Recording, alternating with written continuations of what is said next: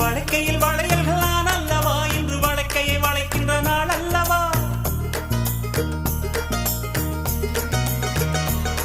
இந்த வழக்கையில் வளையல்களான் அல்லவா இன்று வழக்கையை வளைக்கின்ற